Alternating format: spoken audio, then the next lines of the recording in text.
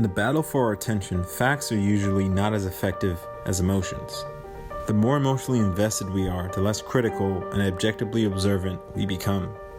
Simon Sinek, best-selling author and public speaker, is famous for saying, "People don't buy what you do, they buy why you do it." And one of the most effective ways to show this why is through vivid storytelling.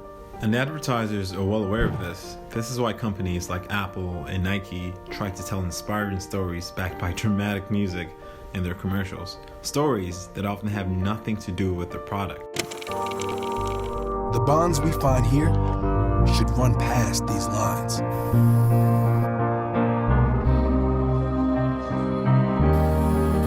It's been a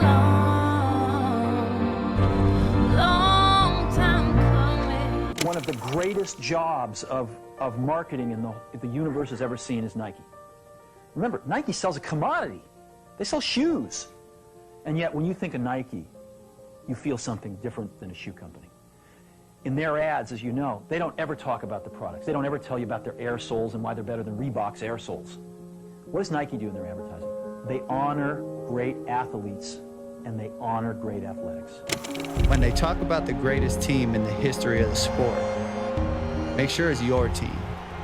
If you have only one hand, don't just watch football, play it at the highest level. And if you're a girl from Compton, don't just become a tennis player. Become the greatest athlete ever. As they say, when emotions jump, intelligence drops. And this is evolutionarily ingrained in our neural hardwiring. But we must be careful here, because influencers, corporations, and public speakers have gotten really good at manufacturing emotions through dramatic storytelling. Besides storytelling, another powerful form of emotional influence is the halo effect.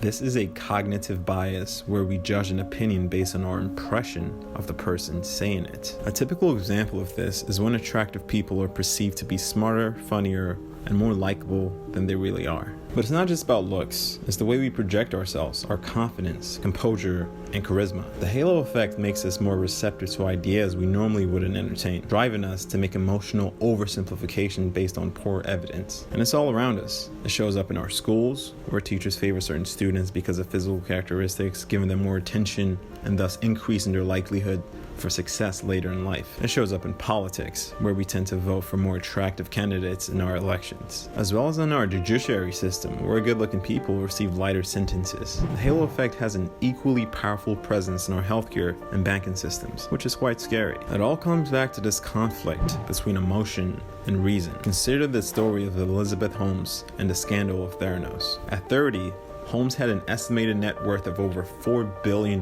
because of her stake in her blood testing startup, Theranos, making her the youngest female self-made billionaire at the time. Eventually, the public realized that Theranos was a fraud and that the core technology of the company didn't work.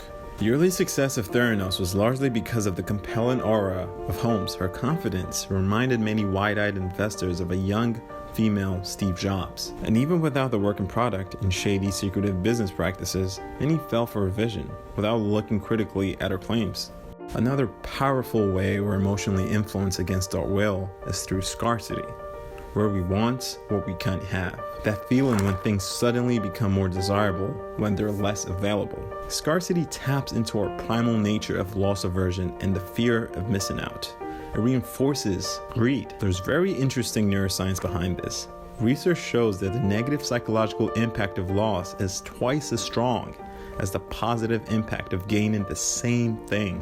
Companies use this tactic to create an artificial scarcity that fuels our desire for a product, fooling us into buying things we normally won't. This is done through several ways. One method is through limited supply, when the quantity of something is restricted to persuade shoppers to buy as soon as possible. Fortunately, we can see through this a majority of the time, but not always, especially when we're unfamiliar with the service. Another way the scarcity effect is created is through limited time. If you've ever tried to book a hotel online, you might have stumbled on Hotels.com. They are famous for abusing this tactic. 5 minutes on their website and you feel compelled to book a room as soon as possible, because apparently you logged on at the exact moment that all spaces are running out. Scarcity works because we all hate losing opportunities. So when it seems like something we may desire is running out, we get an increased urge to claim it. This is why firearm purchases spike when gun control bills are proposed.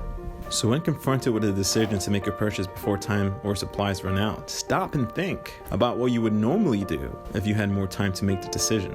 Every day, we're affected by numerous persuasive tactics, many of which we're unaware of. Due to the complexities of life, our brains are wired to use shortcuts, which leads to predictable behaviors that can be easily and reliably be exploited. And the next time you hear, just follow your heart, you might want to think twice.